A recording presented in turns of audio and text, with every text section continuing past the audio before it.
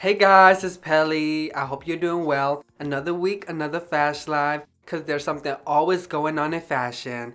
In this video, we'll talk about the Carrie Bradshaw Dress Controversy, the first House of Gucci trailer, the Tiffany ad outrage, and Frank Ocean's luxury brand Homer. Let's get into it.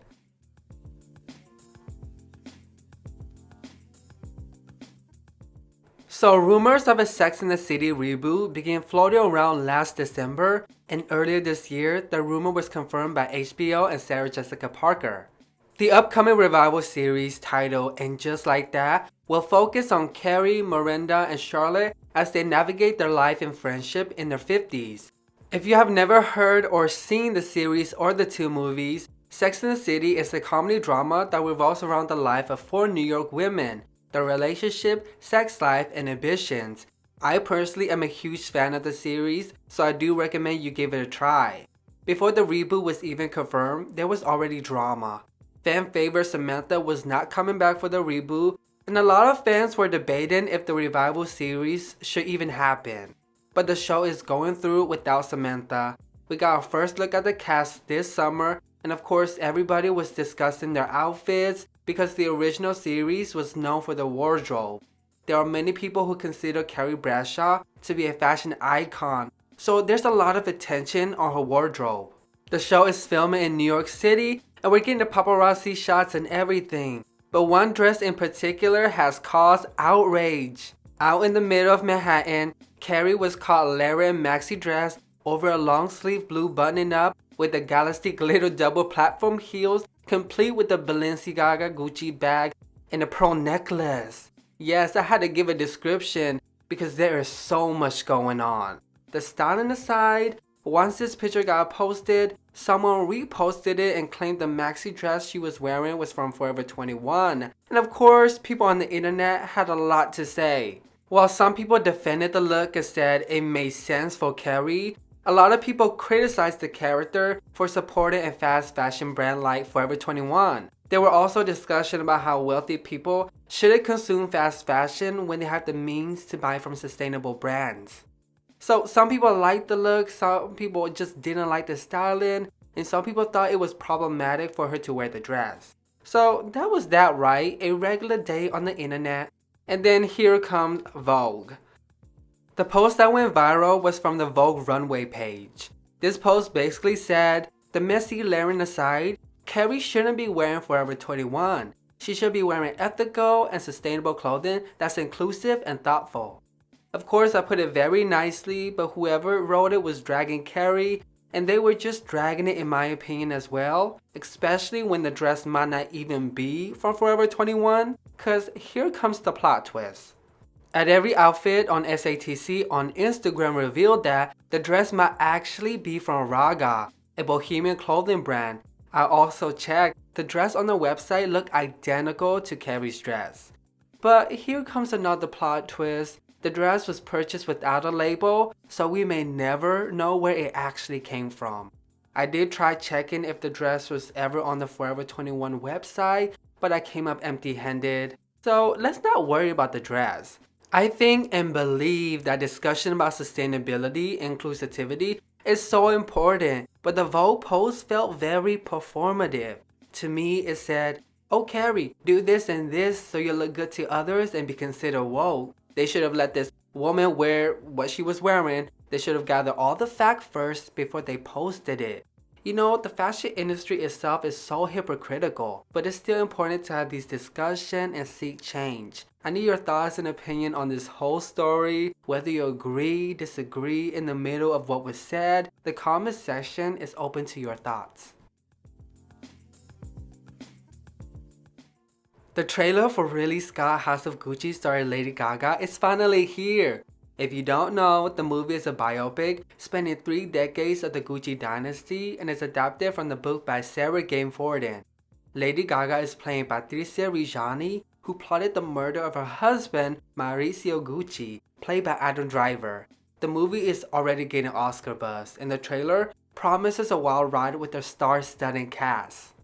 Besides the juicy drama we're getting from this movie, the costumes look very promising. I see fur coats, perfectly tailored suits, and in-your-face accessories. everything we like. Now, if you don't mind, I'll just nitpick real quick, but some of the costumes do not look very accurate for the decade. For example, this Gucci ensemble. Even though the Gucci monogram was a thing, it was definitely on their bags and luggage. I'm pretty sure Gucci did not start the logomania craze. Because the logomania that we know of and this dress is a product of is largely due to Dapper Dan and his design. Like yes, designer did put monogram on their pieces, but Dapper Dan was the one who really made it into what we know it as today. This Gucci design actually grew in popularity during the 2010s, so I want y'all to be aware of stuff like that. But I love the look regardless. I'm excited for the film, I can't wait to see it. When it comes out, expect a review. Will you be seeing the movie?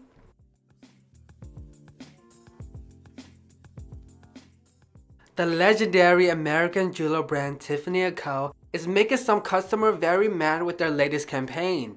Earlier this year, the European luxury conglomerate LVMH acquired Tiffany for $15.8 billion and announced that they will be making some changes, and those changes aren't little.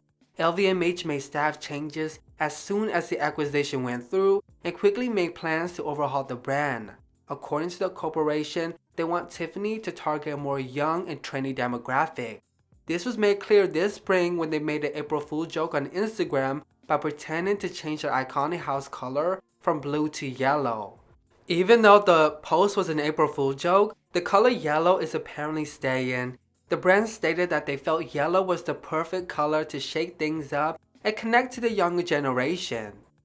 To connect to that demographic, the company most recently put out their Not Your Mother's Tiffany campaign, and let's just say it's not for everyone.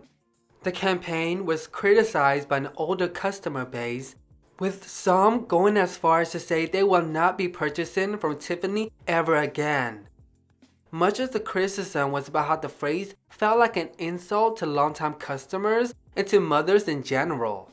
There were also criticism over the advertising strategy, with some people noted that this has been done before and it failed. Despite the criticism and outrage, it looked like LVMH is sticking to the rebranding strategy. Because according to Business of Fashion, millennials and Gen Z will account for almost 50% of global luxury sales by 2025, and they want Tiffany to get some of that action. While some people continue to criticize the campaign, the new marketing tactic is proven to be effective. It started discussion on social media and gained the younger generation's attention, especially on apps like TikTok where the discourse around it is hot and heated. So what do you think about this story? In my opinion, I understand why people are mad about the ad. The ad tries to be so cool and so edgy, and it's coming off a little cringy. While I do like the bold attitude, this is such an aggressive way to connect to Gen Z. But let's move on and talk about a more interesting brand.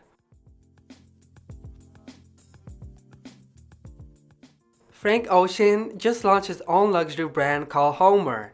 If you aren't familiar with Frank Ocean, he's a critically acclaimed Grammy-winning American musician. The singer reportedly has been working on Homer for 3 years and described it as an independent American luxury brand. When asked about the name of the brand, Frank explained mostly it's 5 letters and the .com was available. He added, but also because Homer is considered the father of history and history is meant to endure, the same as diamonds and gold. Frank said that he also liked the idea of carving history into stone. The first collection, presented via a digital catalog, featured fine and high jewelry with design taking inspiration from childhood obsession and heritage as a fantasy. The collection also includes silk scarves. The jewelry in the collection was handmade in Italy using 18-karat gold, recycled sterling silver, hand-painted enamel, and American lab-grown diamonds. The collection also hints at a Homer collaboration with Prada. The Financial Times describes the pieces as pop but luxury, channeling the personality of Takashi Murakami and the graphic energy of 90s club flyers. I think the catalog was an amazing marketing and artistic idea. I don't listen to a lot of Frank Ocean's music, but I am familiar with him, and this whole collection is definitely on brand for him. The collection, while completely out of my price range, is absolutely stunning. Based on social interaction, the creative design is definitely appealing to the young millennials and Gen Z demographic. So what do you think? I never expected Frank Ocean to enter the luxury market, but I am definitely here for it. Well, that's it for this episode of Fash Life. I hope you find it both entertaining and informative. Don't forget to like and let me know all your thoughts in the comments. Subscribe for more fashion related videos and remember to keep living that Fash Life. Bye!